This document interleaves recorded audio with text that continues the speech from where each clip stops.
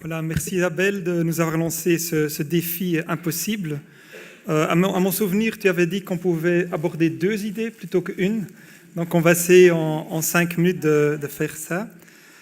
Une première idée qui me semble très interpellante est évidemment par la thématique démocratie, culture et engagement, et aussi par la personne de San Suu Kyi, c'est qu'elle nous appelle à modifier le rapport entre théorie et pratique. Et ceux qui ont lu le document de la chaire, c'est évidemment au cœur de la chaire, cette façon de revoir le lien entre théorie et pratique. Cette première thématique est évidemment très interpellante pour nous, chercheurs universitaires, qui sont parfois dans notre bureau bien loin de la pratique. Et il me semble que la méthode de la chaire invite à des formes de recherche partenariale, c'est-à-dire de construire nos processus de recherche directement en lien avec les acteurs de la société, les acteurs de transition.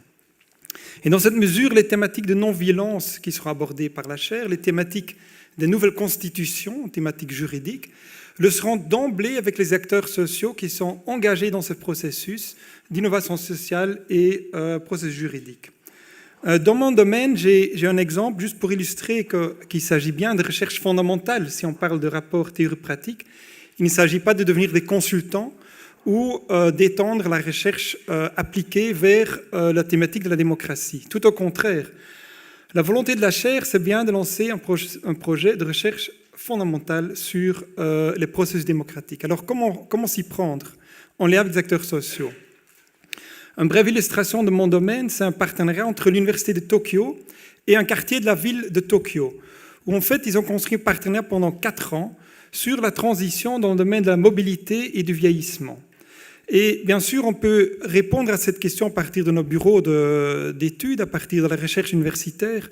Mais là, ils ont fait le pari d'aller dans les quartiers, d'initier les étudiants à un travail de dialogue, de négociation de leurs questions de recherche avec les acteurs, et en particulier aux personnes âgées. Évidemment, les urbanistes, quand ils rentrent dans leur bureau de recherche, ils sont un peu transformés après cette rencontre avec des personnes dans leur loft au sein d'un quartier de Tokyo.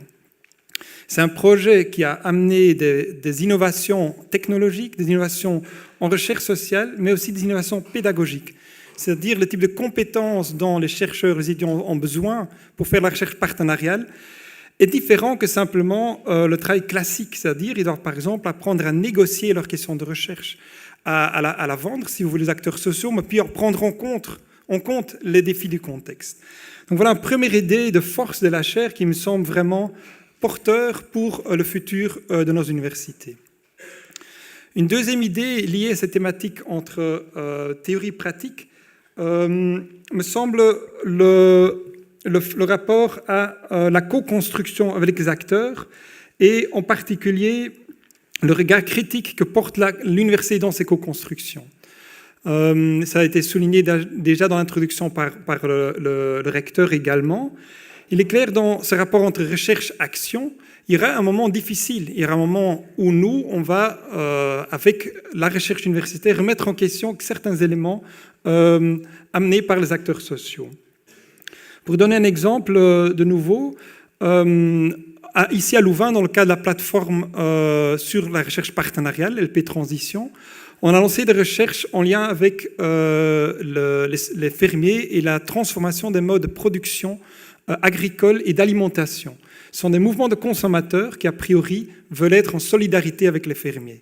Mais dans ces recherches, un premier élément qui est tout de suite amené par la recherche universitaire, c'est que le choix fait par ces mouvements pour soutenir certaines méthodes de production, ce choix n'est pas toujours le plus judicieux. Mais inversement, les chercheurs aussi, après avoir donné leurs conseils techniques, ils sont rentrés dans leur bureau et ils se sont rendus compte que la façon dont ces acteurs sociaux sélectionnent leurs initiatives est basée sur 2 critères. Ils voulaient que leur initiative soit démocratique et porteur de ce qu'ils appellent la simplicité volontaire. Ces 2 éléments-là n'étaient pas intégrés dans les questions de recherche. Et avec cet accent sur la démocratisation, les chercheurs qui ont plutôt un travail technique sont aussi amenés à sélectionner autrement les conseils qu'ils vont donner et les dialogues qu'ils construisent avec les acteurs sociaux. Voilà 2 thématiques qui m'interpellent, qui m'inspirent et qui sont au cœur de la chaire. Je donne de nouveau la parole à Isabelle pour...